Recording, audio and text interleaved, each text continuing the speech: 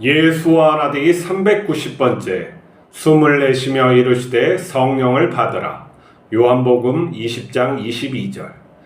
이 말씀을 하시고 그들을 향하사 숨을 내쉬며 이르시되 성령을 받으라. 창세기를 보면 하나님께서는 사람을 흙으로 빚으시고 자기 숨을 불어넣어 생명이 되게 하셨습니다. 하나님의 청지기로 세우시고 피조 세계를 관리하게 하셨습니다. 부활하신 예수님께서는 하나님 아버지를 대신해 세상을 새롭게 창조하십니다. 제자들에게 숨을 내쉬며 성령을 받으라고 하시고 자기 일을 위임하십니다. 제자들은 하나님의 자녀로 거듭나 예수님의 구원을 전파하는 삶을 살게 됩니다. 우리도 성령님으로 하나님의 자녀가 되었습니다. 성령님은 우리를 예수님을 따르게 하십니다. 우리가 순종으로 기도하면 하나님 아버지의 뜻을 알려주시고 복된 길로 인도해 주십니다. 성령님은 우리에게 예수님만 증거해 주십니다. 우리를 말씀으로 양육하시는 분으로 아버지와 아들의 말씀을 벗어나지 않습니다. 하지만 성령님의 말씀은 세미한 음성과 같아서 주의 깊게 들어야 합니다. 말씀을 이해할 수 없으면 깨닫게 해달라고 기도해야 합니다. 성령님은 우리가 죄를 지으면 탄식하시며 기도해 주십니다. 우리의 잘못을 알려주시고 회개하게 도와주십니다. 성령님은 예수님을 대신하는 분으로 우리를 구속 역사에 참여하게 하십니다. 하지만 우리를 강제로 끌고 가지 않기 때문에 우리는 자발적으로 순종해야 합니다. 우리가 예수님을 따르면 우리를 하나님의 자녀답게 완성하십니다. 성령 충만은 예수 충만입니다. 우리가 예수님과 하나 되어 예수님처럼 생각하며 행하는 것입니다. 성령님은 우리의 인생을 불타오르게 하시며 구원의 날까지 보호하시는 전능한 하나님이십니다. 그 하나님께서 우리 안에 계십니다. 옛날 사람들은 당연히 사람 안에 영이 있다고 믿었습니다. 영혼이 있고 또 심지어 저 세상의 만물 속에도 각 영들이 영혼이 있다고 이렇게 믿었죠.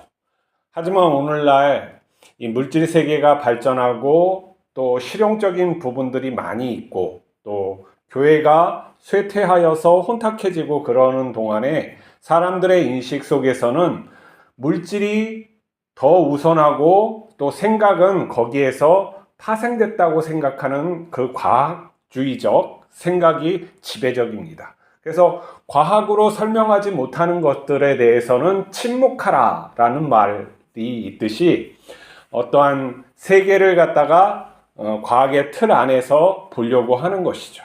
하지만 과학의 틀은 굉장히 좁습니다. 우리의 가치관을 담아낼 수가 없어요. 과학은 방법론적으로 반증 가능해야 되기 때문에 무슨 가치, 정의라든지 뭐 사랑이라든지 평화라든지 어떤 질서라든지 뭐 이러한 것들을 갖다가 논증할 수 없는 그러한 단점이 있습니다. 그래서 사람들은 이 과학으로는 핵무기까지 만들 수 있고 인공지능까지 만들 수 있지만 이 가치관을 과학으로 다스리지 못하기 때문에 그 핵무기를 던져서 사람을 죽이는 일들을 하죠. 그렇기 때문에 과학은 어떤 우리의 판단 근거에 있어서 하위에 있어야지 됩니다. 그리고 올바른 가치관이 있어야 되는데 이 가치관은 철학세계와 또 신학세계, 신을 어떻게 믿느냐, 궁극적인 것을 어떻게 믿느냐, 또는 철학세계, 무엇이 옳고 그름이냐를 갖다가 계속 따지고 또한 따질 뿐만 아니라 옳은 것에 대한 누적된 그러한 상징체계가 마음에 있지 아니하면 안 되는 것이죠. 그런데 옛날 사람들은, 고대 사람들은 이 영혼에 대해서 믿고 우리가 죽으면은 상벌을 받기 때문에 당연히 옳음에 대해서 알고 하지만 그걸 따르려고 하고 애를 쓴 사람들이 많았어요. 그래서 종교라는 것이 모든 세계에서 중심에 있었고 그 종교를 통해서 사람들은 살아가고 또 자기의 어떤 행동을 갖다가 제어를 했죠. 근데 오늘날에는 그런 것들이 변형되어서 민주주의라든지 공산주의라든지 사회주의라는 어떤 이념의 틀로 되어 있는데, 이걸 갖다 사람들이 그러나 내가 왜 그것을 따라야 되느냐에 대해서는 이제 회의를 느끼기 때문에 자기 중심대로 살아가는 것이죠. 그래서 우리가 죄를 짓고도 그게 죄인지 모르는 것이에요. 옛날에는 그 도덕성이라는 것이 분명하게 돼 있고 신이 있기 때문에 그것을 반드시 지켜서 내가 거기에 오름에 따라서 열심히 쫓아가려고 하는 그런 게 있었다면은, 지금은 내 중심적인 생각을 하고 내 만족에 의해서 살아가는 그런 거죠. 그래서 의식이라는 그런 것들이 깊이 들어가지 못하고 표면적인, 그리고 이런 육체적인 욕망에 그러한 것들, 그리고 사람들에게 비교의식이 되어서 나의 정체성이 만들어지다 보니까 저 사람이 좀만 나보다 무슨 돈이 많거나 권력이 있으면 나보다 더 나은 사람으로 여기고 그 사람의 말을 갖다가 더 중심으로 두려고 하고, 돈을 갖다 이런 과정에서 많이 벌었다면 그것을 따르려고 하는 자기 중심적, 그러니까 자기 중심이 어떤 진리에 서지 않고 오름에 서지 않고 물질에, 그리고 이런 어떤 상대적인 가치에 쓰려고 하는 그런 것들이 굉장히 많이 있는 거죠. 그것이 교회에도 들어가 있어가지고 물질적인 것을 굉장히 추구하면서 영적인 것을 또 추구하는 것처럼 착각을 일으키게 되는 거예요. 우리가 무엇인가를 갖다 이루어야 되겠다는 뭐 이러한 것들도 성경에서 가르쳐주는 그런 진리는 아닙니다. 자, 우리의 의식은 굉장히 복잡하면서도 여러 층위가 나눠져 있어. 우리 뇌도 여러 층위가 나눠져서 생물학적인 그런 여러 가지 담당을 하는 것이죠. 아름답고 뭐 질서적이고 또한 어떤 여러 생각을 하는 그런 부위들이 각각에 나눠져 있는데, 이것이 이제 통합되어져서 잘 굴러가면은 이게 이제 올바른 생각이라고 하고, 어떤 쪽에서 뇌가 이제 이런 어떤 시냅스적으로 연결이 안 돼서 태어난 사람들은 어떻게 됩니까? 이런 공감 능력이 떨어지기도 하고, 어떤 편협한 생각을 하기도 하고, 또 뇌가 이런 어떤 괴사를 당하거나 그렇게 되면은 한쪽 기능이 마비되고 그런 경우가 있죠. 그래서 사람들은 이 뇌가 물질로 구성되어 있지 않는가라는 그런 생각을 많이 합니다. 그러나 우리가 그 뇌가 꼭 물질로만 되어 있지 않다는 것들을 어디에서 찾을 수가 있느냐면은, 뭐 얘기하자면 굉장히 기니까 그거는 다 줄이고, 우리가 가위 눌림을 하고 또 명상이나 깊은 기도를 하고 또 이렇게 가끔 성령의 체험이라든지, 그러니까 임사체험, 죽었다 깨어난 그런 사람들, 아니면 성령의 체험을 할 때 이 뇌가 반응하는 것들이 달라질 수가 있어요.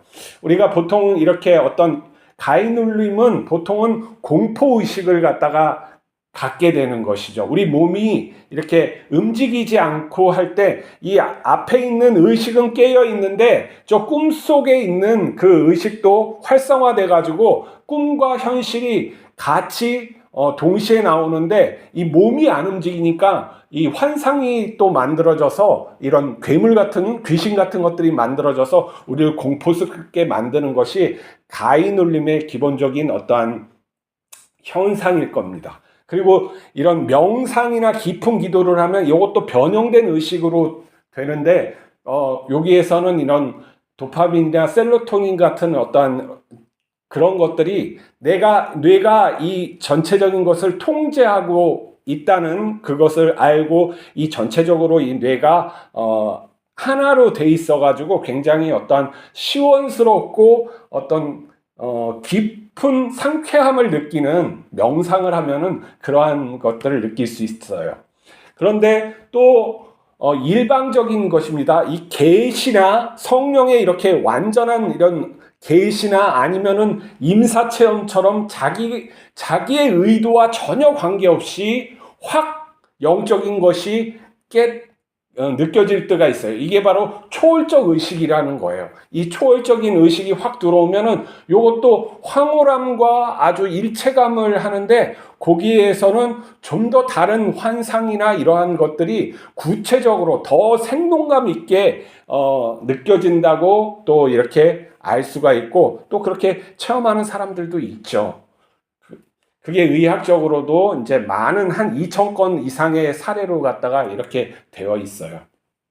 자, 우리가 그렇다면 무엇이냐? 우리의 영혼이 있느냐 없느냐 할 때 우리가 그걸 갖다가 물질의 세계를 초월하는 그런 것이 있다고 우리가 전제하는 것인데, 이런 것은 우리가 어떻게 논증을 해야 되냐면은 현상을 가지고 논증을 할 수밖에 없어요. 그러니까 물질을 가지고 뭐 이렇게 논증해서 이게 아니다 기다 하면은 이게 과학적으로 되는데, 이거는 현상적 과학의 눈으로 봐야 돼요.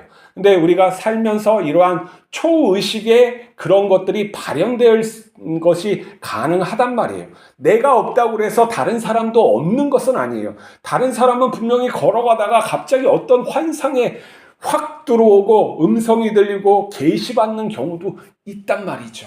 아주 드물게 있어요. 그리고 교회하에서 기도하고 있는데 내가 뭐 어떠한 특별한 것들을 하지 않는데 갑자기 뭐 나를 압도하는 그 느낌이 와서 내 마음속에 있는 그러한 것들이 막 들끓으면서 막 회개가 나오고 방언이 터지고 이러한 것들도 현상이 있어요. 내가 추구하지 않아도 이런 현상이 드러나는 거예요. 그럼 뭐냐면 우리 안에, 우리 인식 세계에 영혼이 있다는 거예요. 초월적 의식이 있는 거고, 그게 우리 뇌를 통해서 발현된단 말이죠. 근데 이 오늘날 그거에 대해서 확신이 없으니까 이건 뭐 신앙생활을 대면하고 뭐 진짜 하나님이 살아계시는지 뭔지 이렇게 생각하기 때문에 이게 엉망진창되는 거예요. 자, 다시 우리가 말씀으로 돌아가 보면 예수님께서 말씀하시기를 성령을 받으라 하셨어요. 자신의 영이기도 해요. 그리스도의 영이란 말이에요, 성령은. 그리고 근본적으로 하나님 되심이에요. 그건 뭐냐면 우리와 하나님이, 우리의 영과 하나님의 영이 하나됨을 갖다가 우리에게 선물로 주시는 것이죠. 또 이건 받으라 했을 때는 뭐냐면 우리가 이렇게 그 선물에 대해서 손을 얹고 감사합니다 하고 받아야 되는 거예요. 근데 사람들이 이것이 있는지 없는지도 모르고 내가 받는 것이 어떻게 해야 받는 것인지 간절히 하나님께 찾아야 돼요. 내가 비록 그 성령이 잘 이해는 안 가지만 하나님 주신다고 하는, 예수님께서 주신다고 하는 그 성령을 저도 받고 싶습니다. 하나님과 하나 되는 거라고 하는데 저도 그 하나님하고 하나 되어서 살고 싶습니다. 영원토록 하나님과 사랑하면서 살고 싶습니다. 이걸 구해야 된다는 거예요. 오늘 그 성령의 구함을 우리가 간절히 해야 돼요. 그리고 또 성령 충만은 무슨 능력을 행하고 무슨 뭐 어떤 뭐 이런 초월적인 그런 것이 아니에요. 더 구체적으로 하면 성령 충만은 예수 충만이에요. 성령이 내가 충만해지면 예수님처럼 생각할 수 있고 예수님처럼 행할 수도 있는 거예요. 심지어 예수님께서 너희가 나보다 더한 큰 일도 할 것이다 하면서 격려해 주시잖아요. 곧 성령 충만은 무슨 능력을 해가지고 사람들 치유하고 내가 부자 되고 뭐 이런 하잘것없는 그런 것이 아니라 예수님의 인격으로서 하나님의 그 영광, 그 어떤 광활함, 그 성품에 참여하는 그러한 축복이란 말이에요. 그러니까 우리가 하나님을 너무 작게 보지 말고 너무 이런 어떤 내 의식으로만 보지 말고 성경이 말해주신 놀라운 그 일이 있구나. 정말로 사도 바울이 그런 어떤 자기의 그런 어떠한 그 의식을 뛰어넘어서 그 천상의 세계를 보는 그런 것도 있구나. 그래서 그런 것도 구해요. 하나님께 구할 수 있는 거예요. 자녀가 아버지한테, 부모한테 구하는 거, 그게 아버지가 옳다 생각하고 너에게 필요하구나 했을 때는 주신다는 거죠. 구하지 않으니까 못 받는 거고, 욕심을 구하고 그러니까 못 받는 거죠. 우리가 하나님께 거룩하고 더 황홀하고 또 진실되고 이런 것을 구해서 우리가 이런 의식 세계, 우리가 통제할 수 있는 그런 의식 속에서도 뚜렷하게 가지면 그게 발휘되어서 정말 사랑의 사람이 되고 정말 자유한 사람이 되고 이 땅에 이러한 어떠한 주식 안 가지고 있어도 편안하고 막 내가 넉넉한 그런 사람이 되어서 살 수 있는 거예요. 그 세상에 변하고 막 왔다 갔다 하는 그런 데서 내가 그냥 살다가 깨꼬닥하고 죽으면은 하나님께서 주시는 그런 삶을 다 누리지도 못하고 하나님 앞에 가서도 부끄러움 당하고 이러한 것을 살 수밖에 없는 것이죠. 오늘 예수님께서 말씀하십니다. 숨을 내쉬며 이르시되 성령을 받으라. 그 성령을 받으시고 또 받으신 분은 성령님께 순종하면서 또 사랑하면서 살아가는 하루 되시기를 축복합니다. 기도하시겠습니다. 거룩하신 하나님 아버지, 우리에게 성령을 주셔서 하나님의 자녀로 만들어 주시면 감사합니다. 우리가 예수님을 향하여 잘 따라가게 하시고 예수님의 형상이 온전하게 우리에게 입혀져서 하나님과 영원히 사랑하며 살게 축복하여 주시옵소서. 우리 주 예수 그리스도 이름으로 기도하옵나이다. 아멘.